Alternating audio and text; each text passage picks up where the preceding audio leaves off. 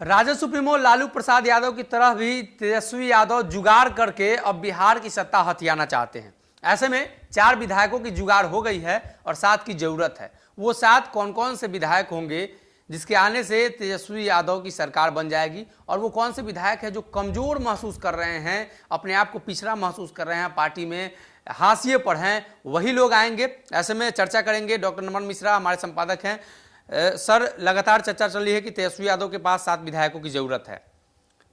क्या पार्टी छोड़कर भारतीय जनता पार्टी जदयू के विधायक उधर जाएंगे? 7 विधायक जाने से सरकार तो नहीं बन पाएगी, क्योंकि दल बदल कानून लागू हो जाएगा।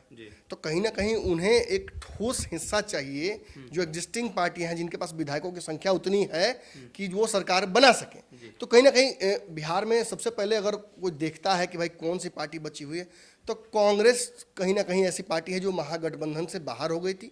लेकिन जब आप जोड़ते हैं संख्या कि विपक्ष का कितना हुआ, तेजस्वी यादव कितना दूर है सरकार बनाने से, तो कांग्रेस जोड़ के आप बोलते हैं। तो कांग्रेस को तो पहले मनाना होगा।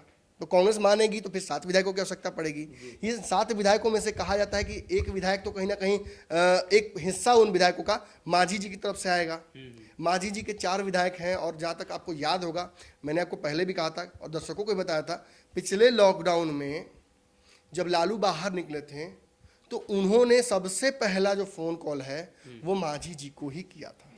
मांझी के बाद उनकी बात एक थर्ड पर्सन के माध्यम से, जिनका एमएलसी में नाम भी आया था राजद की तरफ से, और फिर उनका नाम आया था वो चाहे चुनाव लड़ने के लिए भी, उनके माध्यम से फोन पर बात की थी मुकेश सहनी से।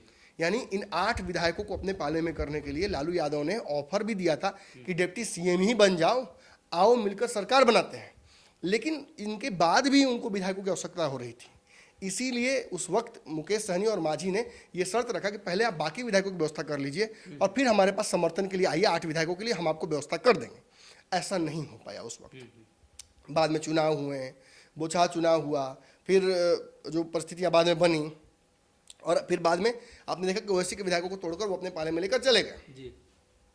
आपको ये भी याद होना चाहिए कि जिस वक्त लालू यादव की बात ओवैसी से हुई थी निकलने के बाद, तो उसके तुरंत बाद ये भी खबर आई कि नीतीश कुमार को इस बात का एहसास हो गया है कि ओवैसी के विधायकों को तोड़कर लालू अपने पाले में करना चाहते हैं या समर्थन सीधा लेना चाहते हैं।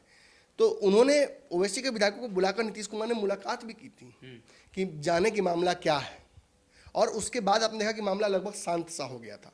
लेकिन फिर जब विधायक इनके टूटकर गए वहाँ पे, तो 7 विधायकों की जो समीकरण है उससे सरकार नहीं बन रही है, दूर रह जा रही है। तो अब ये 7 विधायक कहाँ से आएंगे? देखिए, कायदे से भाजपा में इंटरफेयर कर पाना, भाजपा में तोड़फोड़ कर पाना संभव नहीं है फिलहाल। तो उस तरफ तो तेजस्वी यादव देख नहीं रहे हैं। तेजस्वी यादव आइडियली ये चाहते हैं कि जो नीतीश कुमार के विधायक हैं वो नीतीश कुमार के साथ ही उनकी तरफ आ जाए। लेकिन चूंकि नीतीश कुमार के पार्टी में सबसे बड़ा दिक्कत यह है कि नीतीश की पार्टी किसी भी तरफ रहेगी तो सबसे पहला शर्त वो यही लेकर चल रही है कि मुख्यमंत्री नीतीश कुमार रहेंगे, और मुख्यमंत्री ही नहीं रहेंगे। सनी जी, ये कह देना सही नहीं होगा कि मुख्यमंत्री ही रहेंगे। सब कुछ वही कंट्रोल करेंगे, सारे विभागों को कंट्रोल करेंगे, ब्यूरोक्रेट्स को कंट्रोल करेंगे, और उनके तानाशाही को एक्सेप्ट करना होगा। ये जब भाजपा एक्सेप्ट नहीं कर पा रही है तो तेजस्वी यादव कैसे एक्सेप्ट करेंगे? जिनका बड़ा वोट बैंक है, जिनका जनाधार बड़ा है, जो A to Z की बात कर रहे हैं, जिनके पास विपक्ष के विधायक टूटकर जा रहे हैं, जो आने वाले बिहार के भविष्य के मुख्यमंत्री कहे जा रहे हैं, तो वो कैसे हम एक्सेप्ट कर लेंगे नीतीश कुमार की इन शर्तों को? इसीलिए ये मामला फंस जाता है।